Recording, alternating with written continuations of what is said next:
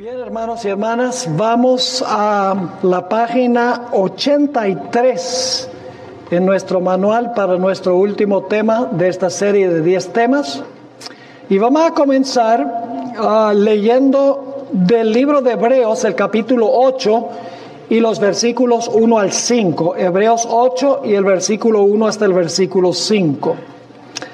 Aquí el apóstol Pablo está comparando los servicios del santuario terrenal con los servicios del santuario celestial. Dice allí: ahora bien, el punto principal de lo que venimos diciendo es que tenemos tal sumo sacerdote, el cual se sentó a la diestra del trono de la majestad en los cielos, ministro del santuario y de aquel verdadero tabernáculo que levantó el Señor y no el hombre. Está hablando del santuario celestial. Versículo 3: porque todo sumo sacerdote está constituido para presentar ofrendas y sacrificios, por lo cual es necesario que es decir, Jesús, también tenga algo que ofrecer. Así que, si estuviese sobre la tierra, ni siquiera sería sacerdote, habiendo aún sacerdotes que presentan las ofrendas según la ley. Y luego dice esto: los cuales sirven a lo que es figura y sombra de las cosas celestiales. O sea, que los servicios del santuario celestial y el santuario celestial eran una sombra o una ilustración en miniatura de los servicios del santuario celestial. Así que dice en el versículo 5, los cuales sirven a lo que es figura y sombra de las cosas celestiales, como se le advirtió a Moisés cuando iba a erigir el tabernáculo, diciéndole: mira, haz todas las cosas conforme al modelo que se te ha mostrado en el monte.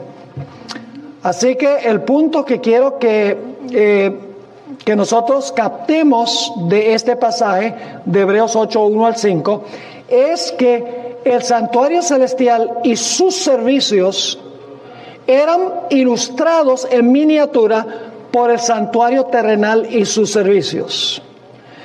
Ahora, lamentablemente, cuando nosotros estudiamos el día de expiación en el santuario terrenal, nos enfocamos primordialmente en lo que ocurría dentro del santuario.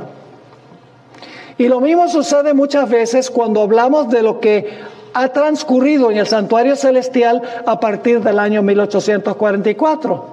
Hablamos sobre Cristo, está en el cielo, está desempeñando una obra de juicio allá, está examinando las vidas de todas las personas que profesan haber aceptado a Jesús, y nos enfocamos primordialmente en lo que Jesús ha estado haciendo allá desde 1844. Y hay un enfoque prácticamente que hemos ignorado, y es lo que hacía el pueblo fuera del santuario, mientras el sumo sacerdote estaba haciendo su obra en el santuario. Así que en este último tema vamos a hablar sobre lo que hacía el pueblo de Israel fuera del santuario en el día de expiación. Y claro, eso es una ilustración en miniatura de la obra que hace Cristo en el santuario celestial y lo que nosotros debemos hacer al reunirnos por fe alrededor del santuario celestial. Ahora vamos a describir lo que hacía el pueblo en el día de expiación, en el día de la purificación del santuario, porque eso ilustra lo que debemos estar haciendo nosotros mientras Jesús purifica el santuario celestial. Estamos en la página 84, en la parte superior de la página. Hay una lista aquí de cosas que el pueblo tenía que hacer y de lo que sucedía si no lo hacía. En primer lugar, por 10 días antes del día de expiación, las trompetas anunciaban que el día de expiación se acercaba, para que el pueblo estuviera atento de que iba a comenzar el gran día de la purificación del santuario, el gran día del juicio en Israel. Otro asunto es que se exigía acto de presencia de toda persona en el pueblo alrededor del santuario en el día de expiación, el día de la purificación del santuario. No podían quedarse en su casa, no podían irse a trabajar, no, tenían que reunirse alrededor del santuario para seguir por fe la obra del sumo sacerdote, porque no podían entrar allá, tenían que seguir lo que hacía el sumo sacerdote por fe. Y por eso es que el sumo sacerdote tenía campanas en la parte inferior de su manto, para que la gente pudiera escuchar las campanas y pudiera seguir la obra que estaba haciendo el sumo sacerdote. Ellos estaban afuera, pero estaban siguiendo por fe la obra que hacía el sumo sacerdote en el lugar santísimo. Tenían que hacer acto de presencia. Era un día que se llamaba Día de Santa Convocación. Además de eso, en Levítico 16 y 23 dice que ellos debían ese día afligir sus almas, que significa que debían buscar en sus vidas el pecado y el poder de Dios arrancar el pecado de la vida durante el día de expiación. Debían, en otras palabras, afligir sus almas, reunirse alrededor del santuario, seguir por fe la obra del sumo sacerdote allí. Además de eso, la Biblia dice que ellos debían ayunar en el día de expiación. Ahora, ustedes dirán, pero Pastor Bor, está bien, nosotros entendemos que convocarnos alrededor del santuario celestial significa que nosotros hoy tenemos la mente allá. Entendemos que afligir el alma significa que nosotros debemos, por la gracia y el poder de Dios, buscar el pecado en nuestras vidas y por su poder sacar el pecado de nuestras vidas. Entendemos perfectamente que las trompetas han anunciado que estamos en el gran día de expiación. Pero pastor, ¿cómo dice usted que en el día de expiación el pueblo de Israel ayunaba? ¿Acaso nosotros entonces tenemos que ayunar desde el año 1844 en adelante? No, tenemos que entender qué es ayuno. Para nosotros ayuno significa dejar de comer, que no está mala la idea de vez en cuando. Pero la Biblia define el ayuno y el espíritu de profecía en dos maneras. En el libro Consejos sobre el régimen alimenticio, página 223, la sierva de Dios explica lo que es el verdadero ayuno. El ayuno verdadero, que debiera recomendarse a todos, es la abstinencia de toda clase de alimento estimulante. Y eso incluye el café. Hoy en día hay muchos adventistas adictos al café, frío y caliente. Así que dice, el ayuno verdadero que debiera recomendarse a todos es la abstinencia de toda clase de alimento estimulante y el consumo apropiado de alimentos sencillos que Dios ha provisto en abundancia. ¿Saben ustedes cuál es el propósito de la Reforma Pro Salud?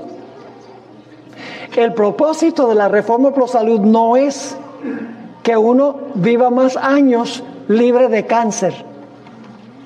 Ese no es el propósito principal.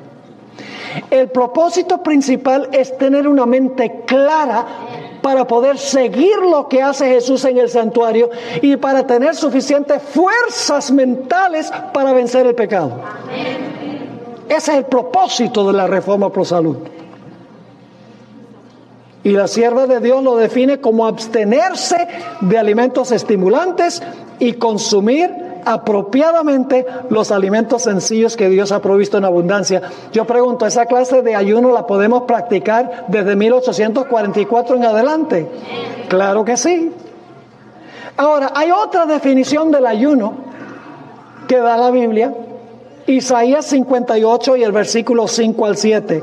Isaías 58 y el versículo 5 al 7.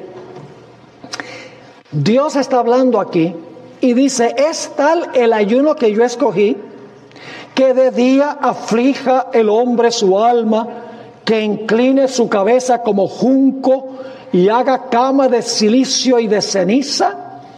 ¿Llamaréis esto ayuno y día agradable a Jehová? Y ahora va a definir lo que es el ayuno. ¿No es más bien el ayuno que yo escogí, desatar las ligaduras de impiedad, soltar las cargas de opresión y dejar ir libres a los quebrantados? Y que rompáis todo yugo. ¿No es que partas tu pan con el hambriento y a los pobres errantes albergues en casa, y cuando veas al desnudo lo cubras y no te escondas de tu hermano? Piedad práctica, mis hermanos y hermanas, se define como ayuno en la Biblia. Y abstenerse de alimentos estimulantes y participar de alimentos que son nutritivos, que Dios dio para que comiésemos. En el día de expiación también la gente no podía hacer trabajo servil.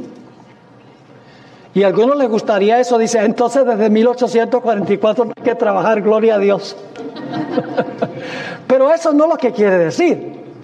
La razón por la cual Israel no podía irse a trabajar es porque tenían que estar allí alrededor del santuario meditando en lo que estaba pasando allí. Así que si nosotros tenemos algún trabajo que distrae nuestra mente de tener el enfoque allí, debemos poner en orden nuestras prioridades. Porque lo más importante es tener la mente en lo que Jesús está haciendo allí. En cortas cuentas, hermanos y hermanas, mientras Jesús estaba borrando los pecados de Israel del santuario, el pueblo debía estar borrando los pecados de su vida, porque el sumo sacerdote no borraba nada del santuario que no había sido borrado de la vida. La Biblia nos dice que cualquiera que no cumplía con estos requisitos era cortado del medio del pueblo y destruido. Eso lo dice Levítico 23 y el versículo 28 al 30. Y cuando terminaba el día de expiación, había solo dos grupos: los que habían simpatizado con la obra del sumo sacerdote, cumpliendo con lo que hemos descrito, y aquellos que no lo habían hecho. La sierva de Dios nos dice que aquellos que pasarán vivos por la gran tribulación final, por el tiempo de angustia final, necesitarán una preparación especial para ese tiempo. Tendrán que tener vidas completamente limpias del pecado, porque deberán vivir en el tiempo de angustia sin intercesor. Va a llegar el momento en que no podremos mandar nuestros pecados más al santuario, porque Cristo habrá terminado su obra como sumo sacerdote. La sierva de Dios dice que tendremos que ser vencedores en la batalla contra el mal. En el libro Conflicto de los Siglos, página 480, la sierva de Dios escribió: estamos viviendo ahora en el gran día de la expiación, cuando en el servicio simbólico el sumo sacerdote hacía la propiciación por Israel. Todos debían afligir sus almas, arrepintiéndose de sus pecados y humillándose ante el Señor, si no querían verse separados del pueblo. De la misma manera, fíjense que ella está hablando primero de lo que pasaba en Israel, luego dice: de la misma manera, todos los que desean que sus nombres sean conservados en el libro de la vida, deben ahora, en los pocos días que les quedan de este tiempo de gracia, afligir sus almas ante Dios con verdadero arrepentimiento y dolor por sus pecados. Hay que escudriñar honda y sinceramente el corazón. Empeñada lucha espera a todos aquellos que quieran subyugar las malas inclinaciones que tratan de dominarlos. La obra de preparación es obra individual. No somos salvados en grupos. La pureza y la devoción de uno no suplirá la falta de estas cualidades en otro. Si bien todas las naciones deben pasar en juicio ante Dios, sin embargo, Él examinará el caso de cada individuo de un modo tan rígido y minucioso como si no hubiese otro ser en la tierra. Cada cual tiene que ser probado y encontrado sin mancha ni arruga ni cosa semejante. La Sagrada Escritura corrobora lo que dice el Espíritu de profecía. En Hebreos 12, el versículo 14 al 17 y luego el versículo 28 y 29, nos está hablando de Esaú. ¿Recuerdan la historia de Esaú? ¿Cómo era la religión de Esaú? Él vivía para el tiempo presente, regresa con hambre del campo y ve que su hermano Jacob ha preparado esta sopa de lentejas. Dice, wow, eso huele a bueno. Y le dice a Jacob, dame de eso. Y claro, Jacob hizo lo que no debía. Le dijo, bueno, si me vendes la primogenitura, dicho sea de paso, el primogénito iba a ser progenitor del Mesías. Tremendo privilegio. Iba a ser del linaje que iba a llevar al Mesías. Y Esaú dice, a mí que me interesa la primogenitura, lo que me interesa es barriga llena, corazón contento. Vivía solo para el tiempo presente, para el placer presente. Vendió su alma, su vida eterna, por tener algo inmediato aquí. Ahora fíjense lo que dice en Hebreos 12, 14 al 17. Seguid la paz con todos y la santidad, sin la cual nadie verá al Señor. ¿Qué dice? ¿La qué? Hermanos y hermanas, se habla mucho en la Iglesia Adventista del Perdón, se habla muy poco de santidad. Sin santidad nadie ¿qué? Nadie verá al Señor. Bienaventurados los de limpio corazón, porque ellos ¿qué? Verán a Dios. Y sabes, si el corazón es limpio, está limpio, las palabras también, porque de la abundancia del corazón habla la boca. Sigue diciendo, mirad bien, no sea que alguno deje de alcanzar la gracia de Dios, que brotando alguna raíz de amargura os estorbe y por ella muchos sean contaminados. No sea que haya algún fornicario o profano como Esaú, que por una sola comida vendió su primogenitura. Porque ya sabéis que aún después, deseando heredar la bendición, fue desechado y no hubo oportunidad para el arrepentimiento, aunque la procuró con lágrimas. Así será para muchos durante el tiempo de angustia. Dice la sierva del Señor, que le rogarán al Señor que perdone sus pecados, y será ya demasiado tarde. Versículo 28, así que recibiendo nosotros un reino inconmovible, tengamos gratitud y mediante ella sirvamos a Dios, agradándole con qué cosa, con temor y reverencia, porque nuestro Dios es qué cosa, es fuego consumidor. ¿La Biblia exige una preparación especial? Sí. Noten 1 de Juan 3, 1 al 3. Primero de Juan, el capítulo 3 y el versículo 1 al 3. Mirad cuál amor nos ha dado el Padre para que seamos llamados hijos de Dios. Por esto el mundo no nos conoce, porque no le conoció a Él.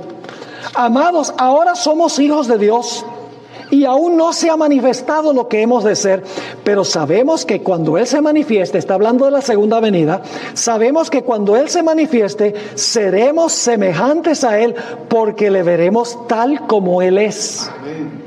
Ahora, a la luz de este gran evento, la segunda venida de Jesús, ¿qué debemos estar haciendo nosotros? Dice, y todo aquel que tiene esta esperanza en Él, se purifica a sí mismo, así como Él es puro.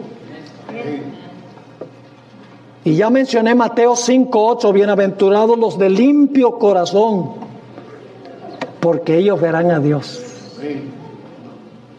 Tito 2:11 al 14. Hoy en día se habla mucho de la gracia de Dios. Y no creo que sea malo hablar de la gracia de Dios. La gracia de Dios significa favor inmerecido. Ninguno de nosotros merecemos la salvación. Hay que hablar mucho de la gracia de Dios. Pero la gracia de Dios nos enseña algo. Y si no aprendemos lo que nos enseña la gracia de Dios, tenemos un evangelio incompleto. Noten Tito 2, versículo 11. Porque la gracia de Dios se ha manifestado para salvación a todos los hombres, enseñándonos. ¿Qué hace la gracia de Dios? Nos enseña. La gracia de Dios nos enseña. ¿Qué nos enseña la gracia de Dios? Enseñándonos que, renunciando a la impiedad y a los deseos mundanos, vivamos en este siglo sobria, justa y piadosamente. ¿Qué nos enseña la gracia?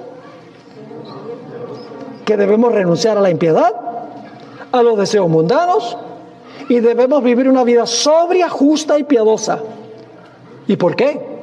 Versículo 13, aguardando la esperanza bienaventurada y la manifestación gloriosa de nuestro gran Dios y Salvador Jesucristo, quien se dio a sí mismo por nosotros para redimirnos de toda iniquidad. Ahora escuchen qué más. Y purificar para sí un pueblo propio, celoso de buenas obras. Para purificarnos y para que seamos un pueblo que produce ¿qué cosa? Buenas obras. Ahora vamos a la página 87. Ustedes pueden leer estas dos citas del Espíritu de Profecía. Son poderosas esas citas, pero están en el manual, ustedes las pueden leer. Vamos a la página 87. Vamos a leer Apocalipsis 6, 14 al 16. Este pasaje está describiendo la segunda venida de Cristo. Dice allí, y el cielo se desvaneció como un pergamino que se enrolla, y todo monte y toda isla se removió de su lugar. Y los reyes de la tierra y los grandes, los ricos, los capitanes, los poderosos y todo siervo y todo libre se escondieron en las cuevas y entre las peñas de los montes y decían a los montes y a las peñas: caed sobre nosotros y escondednos del rostro de aquel que está sentado sobre el trono y de la ira del Cordero. Ahora lo interesante es que este pasaje termina con una pregunta. Una pregunta muy significativa. Y la vamos a encontrar en otros textos bíblicos también. ¿Cuál es la pregunta con que termina este pasaje sobre la segunda venida? Termina diciendo: porque el gran día de su ira ha llegado. ¿Y cuál es el gran día de su ira? Acabamos de leerlo, ¿verdad? La segunda venida de Jesús. Porque el gran día de su ira ha llegado. ¿Y quién podrá sostenerse en pie? Otras versiones dicen: ¿quién podrá estar firme? Ahora permítanme explicarles qué significa esa palabra, estar firme, en el idioma griego. Vamos a mirar otros textos. Marcos 3, 24 y 25 dice que un reino dividido contra sí mismo no puede permanecer. Es decir, va a caer, ¿verdad que sí? En Juan 8:44 dice que Satanás al principio no permaneció en la verdad, es decir, cayó de la verdad. En 1 Corintios 10:12 dice: el que crea estar firme, mire que no caiga. Esa palabra caiga es la misma. ¿Quién podrá estar firme? Aunque se traduce caiga. Efesios 6, 11 al 13 dice: vestidos de toda la armadura de Dios para que podáis estar firmes. Esa es la misma palabra. Contra las acechanzas del diablo.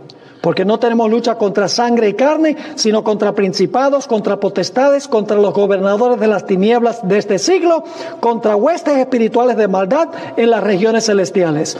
Por tanto, tomad toda la armadura de Dios para que podáis resistir en el día malo y habiendo acabado todo, ¿qué cosa? Estar firmes. La misma palabra que encontramos en Apocalipsis 6, 17. Según de Timoteo 2:19 usa la misma palabra. Pero el fundamento de Dios está firme, teniendo este sello: conoce el Señor a los que son suyos y apártese de iniquidad todo aquel que invoca el nombre de Cristo. Eso es estar firme. Y luego Lucas 21:36 usa la misma palabra, estar firme. En relación con la segunda venida, dice Jesús: velad pues en todo tiempo, orando que seáis tenidos por dignos de escapar todas estas cosas que vendrán, porque acaba de dar las señales de la segunda venida, y de estar en pie delante del Hijo del Hombre. Entonces, ¿qué significa la pregunta? ¿Quién no caerá? ¿Quién se mantendrá qué? Firme cuando el Señor Jesucristo venga. ¿A dónde esperarían conseguir la respuesta a esa pregunta? En el siguiente versículo. ¿Saben quiénes se van a mantener firmes? Los 144,000 sellados. Vamos a Apocalipsis 7:1, 1 al 4. Después que hace la pregunta, ahora vienen los 144,000 sellados. Dice: después de esto vi a 4 ángeles en pie sobre los 4 ángulos de la tierra, que detenían los 4 vientos de la tierra para que no soplase viento alguno sobre la tierra, ni sobre el mar, ni sobre ningún árbol. Vi también a otro ángel que subía de donde sale el sol y tenía el sello del Dios vivo. Y clamó a gran voz a los 4 ángeles a quienes se les había dado el poder de hacer daño a la tierra y al mar, diciendo: no hagáis daño a la tierra, ni al mar, ni a los árboles, hasta que hayamos sellado en sus frentes a los siervos de nuestro Dios. Y oí el número de los sellados: 144,000 sellados de todas las tribus de los hijos de Israel. ¿Quiénes son los que se van a mantener firmes? Los 144,000 sellados. Y ustedes dicen: ¿quiénes son los 144,000? Primero déjeme decir, yo creo que el número es simbólico. Creo que hay razones por las cuales debemos entender que el número es simbólico. Pero eso no es lo más importante. Lo más importante es que si estamos vivos cuando Cristo venga, que estemos en ese grupo, porque ese es el grupo de los que van a estar vivos. Y que estemos sellados. Ya cuando lleguemos al cielo vamos a saber si fue literal o no. Pero si no llegamos ahí, de nada vale saber si el número es literal o no. Aunque yo creo que hay razón para creer que es simbólico. Pero no es el punto importante. El punto importante es estar sellado. Ahora, ¿saben de dónde viene esta escena? De colocar el sello sobre la frente de aquello que de aquellas personas que menciona Apocalipsis 7, 1 al 4. Esto viene de Ezequiel, el capítulo 9. No vamos a ir allí, pero ustedes tienen un parrafito chiquito. En Ezequiel, el capítulo 9, 8 y 9, se describen las abominaciones que se estaban cometiendo entre el pueblo profeso de Dios en Jerusalén. Abominaciones, se usa la palabra abominaciones. En el capítulo 8, Dios le mostraba a Ezequiel una abominación que estaba cometiendo los que decían ser pueblo de Dios. Y Ezequiel decía: wow, eso está terrible, Señor. Dios dice: eso no es nada, te mostraré abominaciones mayores que estas. Y luego le muestra otra. Y Ezequiel dice: no, eso está terrible. Dios dice: eso no es nada, te voy a mostrar una abominación mayor que esa. ¿Y saben cuál es la abominación más terrible con la cual termina la lista? Los líderes espirituales del templo tenían la espalda al templo y estaban con el rostro hacia el oriente adorando el sol. El mundo hoy en día está adorando en el día del sol. Los líderes espirituales enseñan eso a sus miembros de iglesia. Sí, algunos dicen: pero pastor, no es lo mismo adorar el sol que adorar en el día del sol. Sí, es lo mismo, en principio. Yo les pregunto: ¿quién creó el sol? Dios. ¿Lo creó para la adoración? No. Entonces, ¿qué sucede si usted lo convierte en un objeto de adoración? ¿Cómo se llama eso? Idolatría. ¿Quién creó el primer día de la semana? Dios. ¿Lo creó para la adoración? No. ¿Qué pasa si usted lo convierte en un día de adoración? Es idolatría. Por eso la hermana White repetidas veces en sus escritos se refiere al domingo como el sábado ídolo. The idol Sabbath. Porque es algo que el hombre creó para la adoración. Es un ídolo ideológico. No un objeto, un día. Así que en Ezequiel, el capítulo 9, dice que el pueblo, casi todo el pueblo, estaba en apostasía, cometiendo abominaciones. Pero dice que había un grupito pequeño. Y se dio una orden: pon una marca en las frentes de todos los que claman y gimen por las abominaciones que se cometen entre el pueblo de Dios. ¿Eso se aplicaría hoy también? Claro, porque Apocalipsis 7, el sellamiento viene de Ezequiel 9. Y usted no puede decir el sellamiento es igual, pero el clamar y el emir no. Ahora escuchen. Apocalipsis 7, 1 al 4 describe el sellamiento de los 144,000, pero no dice nada sobre su carácter. Sencillamente dice que son sellados para mantenerse en pie. Pero el capítulo 14 nos dice qué características tienen los 144,000.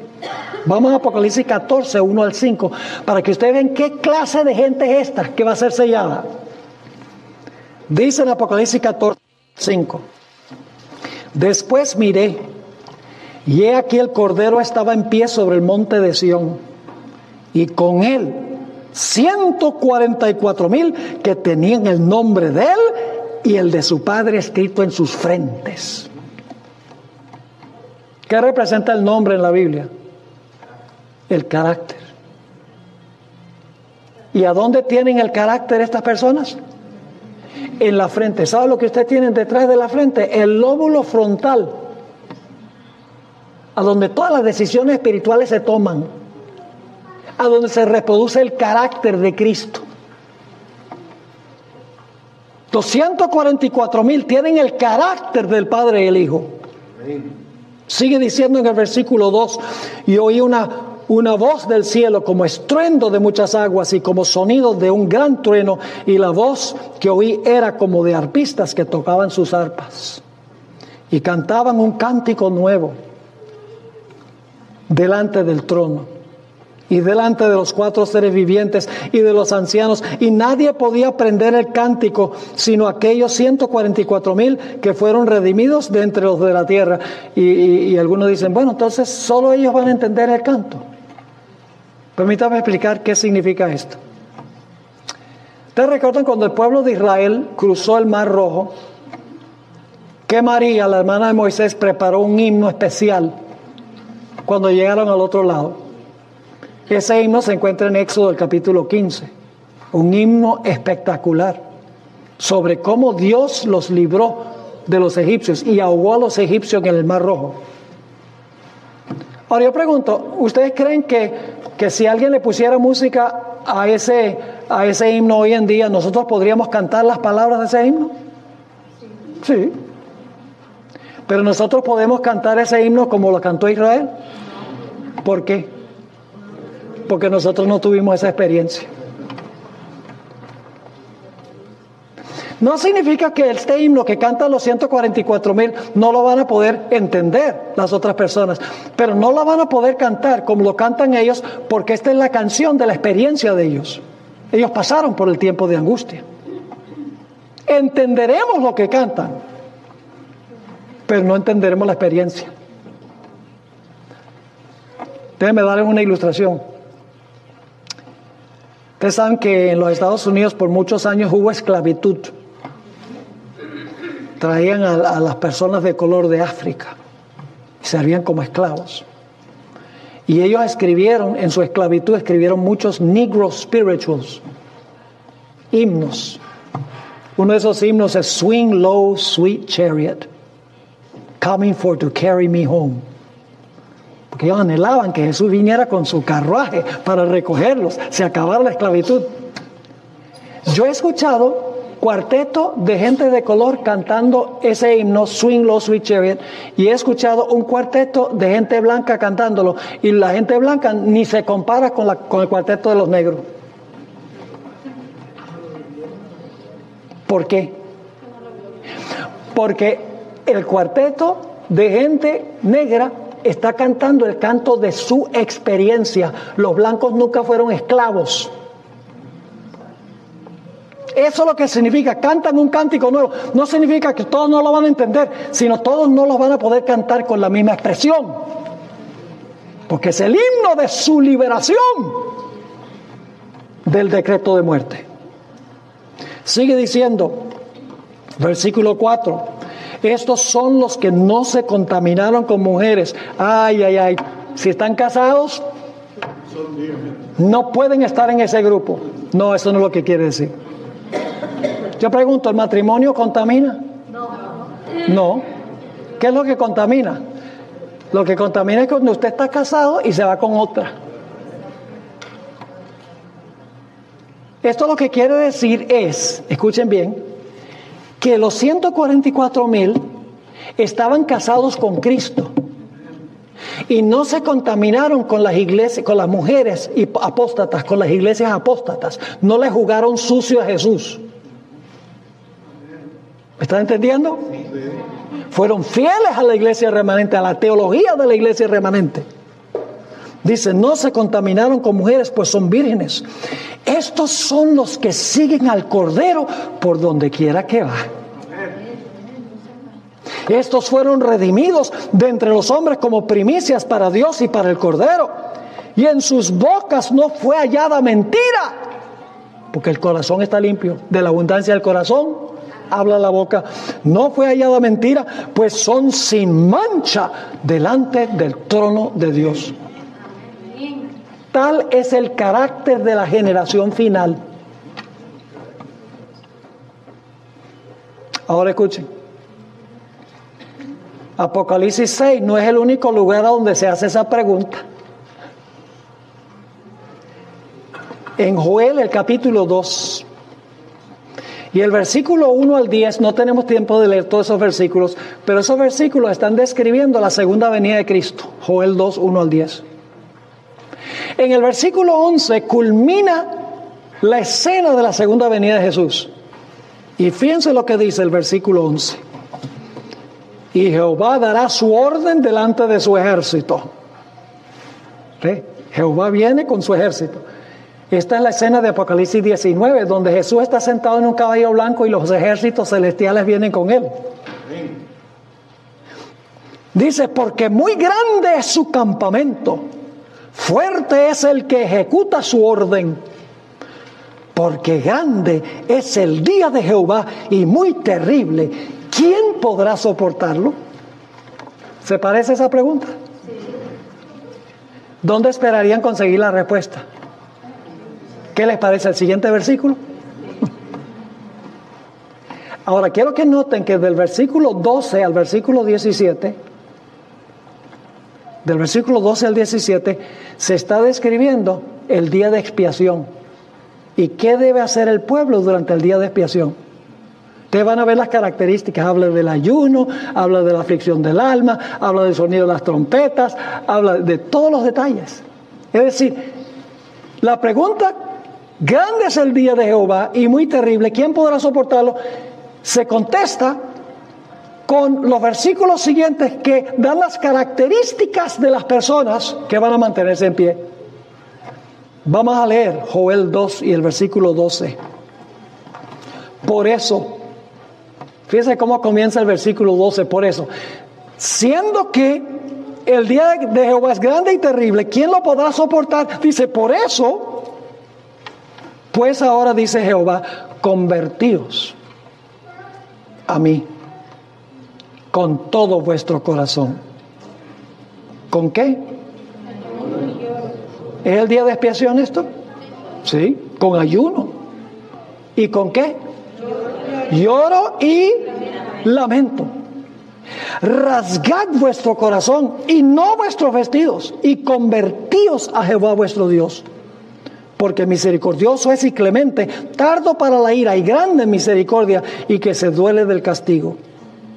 ¿Quién sabe si se volverá y se arrepentirá y dejará bendición tras él? Esto es ofrenda y libación para Jehová vuestro Dios. Y luego fíjense lo que dice: tocad trompeta en Sión. ¿Tiene algo que ver con el día de expiación? ¿Tocar la trompeta? Sí. Tocad trompeta en Sión, proclamad ¿qué cosa?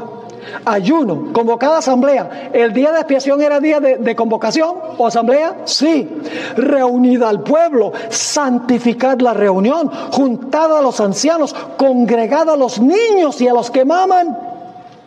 Nadie debe quedarse encerrado, tiene que reunirse allí. Dice: salga de su cámara el novio y de su tálamo la novia. No hay tiempo ni siquiera para una luna de miel. Y ¿Qué deben hacer los pastores? Deben enseñarle a los miembros a saltar y a rodar en los pasillos y hablar en un idioma que ni siquiera Dios entiende. No. La celebración vendrá cuando en la fiesta de tabernáculos, cuando lleguemos al cielo. Ese es el tiempo de celebrar. Ahora es el tiempo de afligir. Entre la entrada y el altar, ¿qué debían hacer los líderes? Y oren los sacerdotes, ministros de Jehová, y digan: perdona, oh Jehová, a tu pueblo, y no entregues al oprobio tu heredad, para que las naciones se enseñoreen de ella. ¿Por qué han de decir entre los pueblos: ¿dónde está su Dios? Entonces la pregunta es: ¿quién podrá soportar este día? Los que hacen esto en el día de expiación, lo que hacía el pueblo fuera del santuario. Pero ese no es el único lugar donde aparece la pregunta. Vamos a Isaías 33, 14 al 16. Isaías, el capítulo 33 y el versículo 14 hasta el versículo 16. Empieza diciendo: los pecadores se asombraron en Sión, espanto sobrecogió a los hipócritas. Y vienen las dos preguntas: ¿quién de nosotros morará con el fuego consumidor? ¿Quién de nosotros habitará con las llamas eternas? ¿Y qué respuesta dan los que no son adventistas? Dice: los que van a estar en las llamas eternas son los impíos, se van a quemar en las llamas para siempre. Pero la Biblia enseña que son los justos los que van a vivir en medio de las llamas. Pero como tienen un carácter a prueba de fuego, el fuego no los va a quemar. Y usted dice: ¿será así? Pues vamos a leerlo. ¿Quién de nosotros morará con el fuego consumidor? ¿Quién de nosotros habitará con las llamas eternas? Fíjense la respuesta. Tiene que ver con nuestra conducta. El que camina en justicia y habla lo recto. El que aborrece la ganancia de violencias. El que sacude sus manos para no recibir mordidas. Dice cohecho, pero es lo que significa mordidas. El que tapa sus oídos para no oír propuestas sanguinarias. El que cierra sus ojos para no ver cosa mala. Este habitará en las alturas. Fortaleza de roca será su lugar de refugio. Se le dará su pan y sus aguas estarán seguras. ¿Tiene algo que ver el estilo de vida con estar firme? Se hace la pregunta y luego se menciona las características que tienen las personas. Ahora, no es el único lugar donde se hace la pregunta. Vamos al Salmo 15, versículo 1. La pregunta es similar. Dice: Jehová, ¿quién habitará en tu tabernáculo? ¿Quién morará en tu monte santo? ¿Cuál es el monte santo de Jehová? Sión. ¿A dónde están parados los 144,000? En el monte Sión. Así que la pregunta es: ¿quién habitará en tu tabernáculo? ¿Quién morará en tu monte santo? ¿Quién va a estar ahí sobre el monte de Sión? Escuchen la respuesta, tiene que ver con nuestra conducta.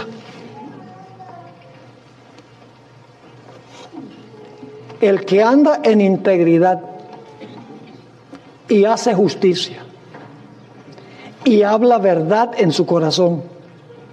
El que no calumnia con su lengua, ni hace mal a su prójimo, ni admite reproche alguno contra su vecino. Aquel a cuyos ojos el vil es menospreciado, pero honra a los que temen a Jehová. El que aún jurando en daño suyo, por eso cambia. Quien su dinero no dio a usura, es decir, no cobra un interés exorbitante para sacarle ventaja a otros, ni contra el inocente admitió cohecho. Y ahora escuchen: el que hace estas cosas no resbalará jamás, es decir, no va a caer. Pero ese no es el único lugar donde se hace la pregunta. ¿Están viendo la conexión entre todos estos textos?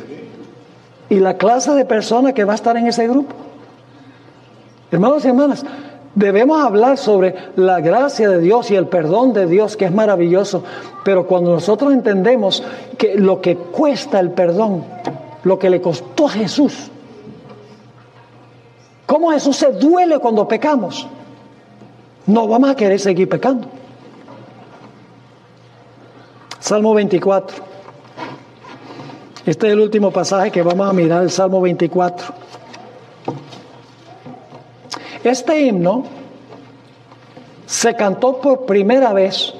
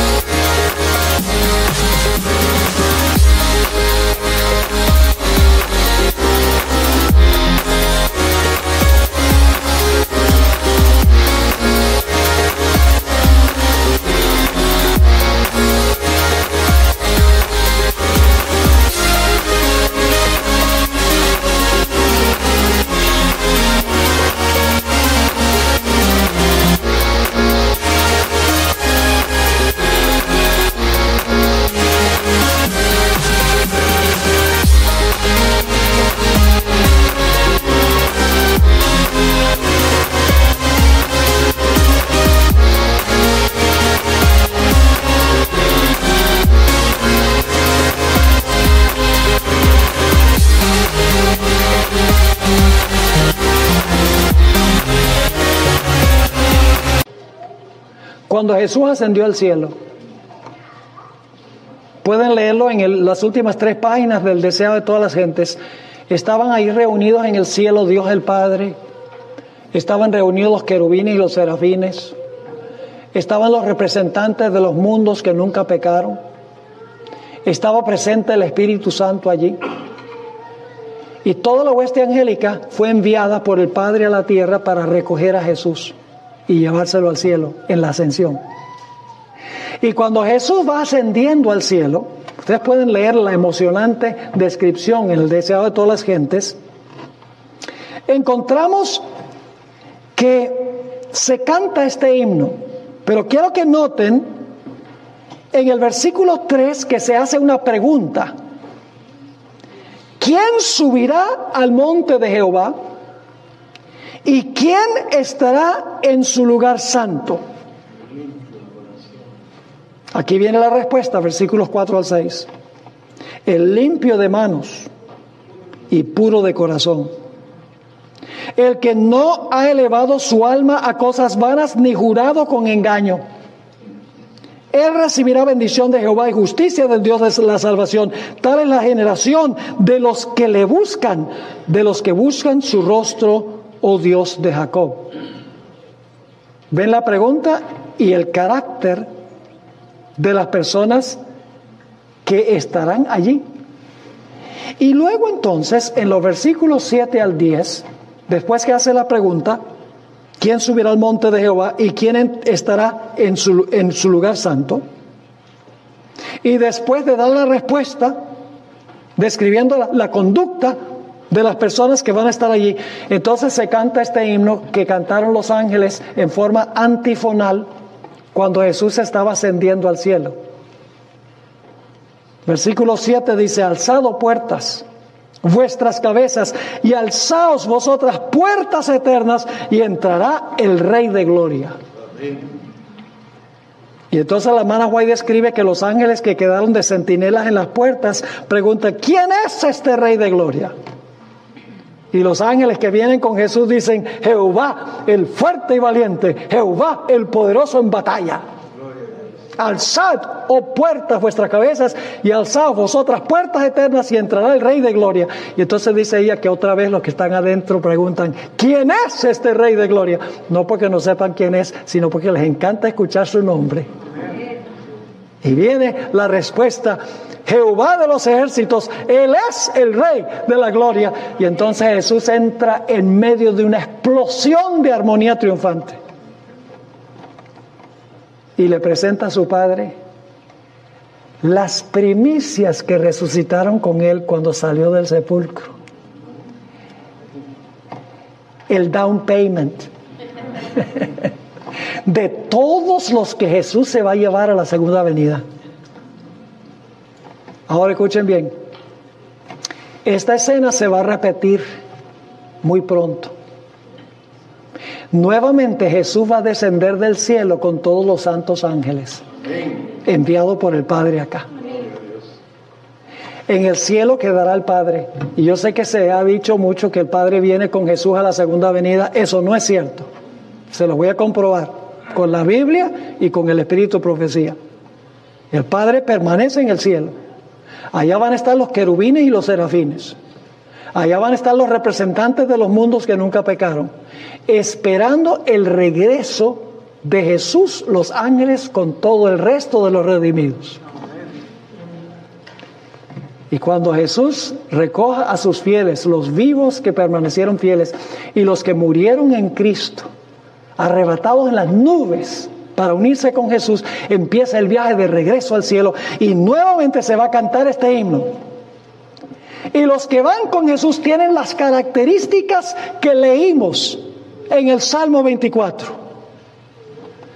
Y entonces el Señor Jesucristo entrará nuevamente por las puertas a la ciudad con todos los redimidos y le presentará a todos los redimidos a su Padre y le va a decir: Padre, aquí están los que tú me mandaste a rescatar. Wow. En Hechos 3, versículo 20 dice que el Padre va a enviar a Jesús en la segunda venida. Y escuchen esta cita del Espíritu de profecía. Se encuentra en el Comentario Bíblico Adventista, tomo 7a. Dice la sierva del Señor: el sacrificio de nuestro Salvador ha hecho amplia provisión para cada alma arrepentida y creyente. Somos salvos porque Dios ama lo que ha sido comprado por la sangre de Cristo. Y no solo perdonará al pecador que se arrepiente, no solo le permitirá entrar al cielo, sino que Él, el Padre de la misericordia, aguardará en los mismos portales del cielo para darnos una abundante bienvenida a las mansiones de los bienaventurados.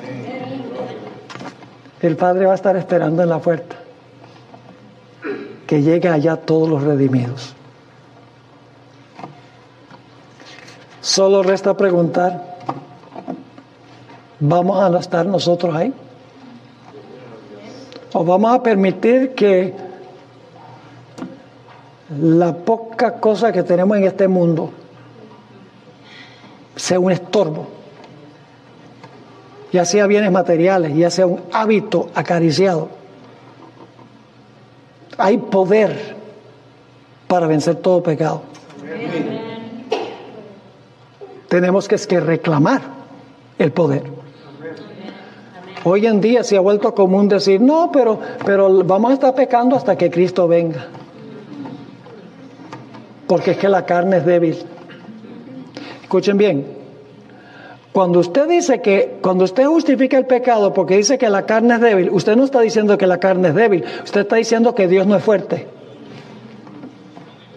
Porque usted está diciendo: mi carne es tan débil que ni siquiera un Dios poderoso me puede dar la victoria.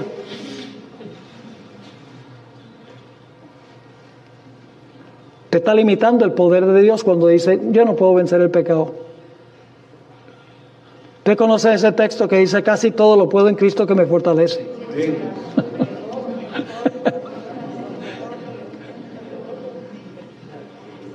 ¿Qué significa todo? Todo menos el pecado. No, todo. Entonces, hermanos y hermanas, lo más importante en estos últimos tiempos, los últimos años de la historia de este planeta, últimos días de la historia de este planeta, lo más crucial es que nosotros hagamos una entrega completa y total al Señor. Pongamos todo sobre el altar del sacrificio. Nuestros talentos, nuestro tiempo, nuestras posesiones, que todo lo pongamos a disposición del Señor. Amén. Y que proclamemos este mensaje al mundo. El mundo está hambriento y sediento por algo mejor. ¿De qué vale que el hombre gane todo el mundo y pierda su alma? ¿Qué dará el hombre en cambio de su alma? Usted no le puede decir: Señor Jesús, yo te doy mi casa y mi carro y mi dinero.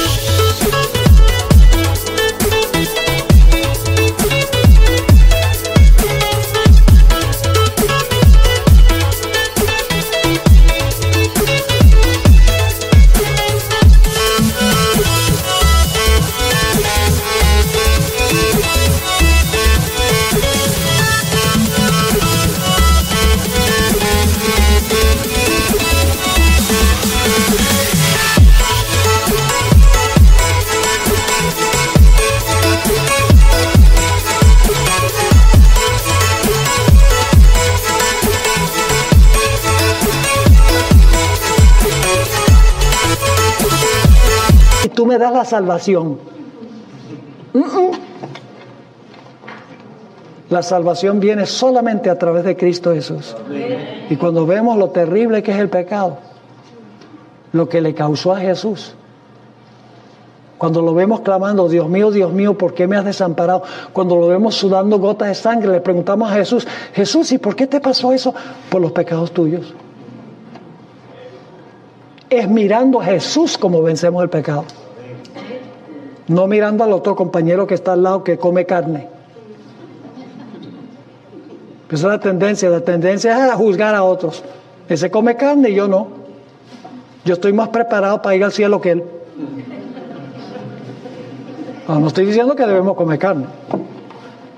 Pero lo que estoy diciendo es que nosotros tenemos tanta necesidad de luchar con los problemas que tenemos nosotros, que no tenemos tiempo para estar criticando a otros.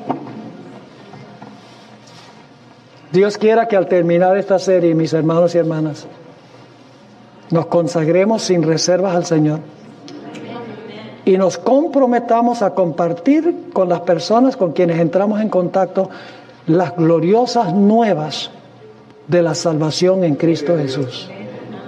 ¿Ustedes quieren aceptar ese desafío? ¿Quieren ponerse de pie si quieren aceptar ese desafío en esta noche? Gloria a Dios. Recuerden, no tengan miedo de hablar a otros. Todo lo puedo en Cristo que me fortalece. Él nos va a dar palabra para hablar, si nosotros se lo pedimos. Oremos. Padre Celestial, gracias te damos por habernos permitido tener esta serie. Gracias porque tenemos un mediador en el cielo que no ha perdido ni un solo caso. Nos encomendamos a Jesús, pidiendo que Él nos represente, que Él tome nuestro lugar, que Él sea nuestro mediador, nuestro intercesor, nuestro abogado. Y Señor, que el Señor Jesucristo derrame con poder el Espíritu Santo en nuestra vida para poder vivir una vida en armonía con tu voluntad. No para ganar la salvación, sino porque odiamos el pecado y queremos ser como Jesús. Gracias, Padre, por habernos acompañado. Gracias por bendecir a las iglesias representadas aquí. Te ruego que nos lleves de regreso a nuestras iglesias para que por el poder del Espíritu Santo las iglesias se despierten y proclamen el mensaje para este tiempo. Gracias, Padre, por escuchar nuestra oración. Te lo imploramos en el precioso nombre de Cristo, nuestro Salvador. Amén.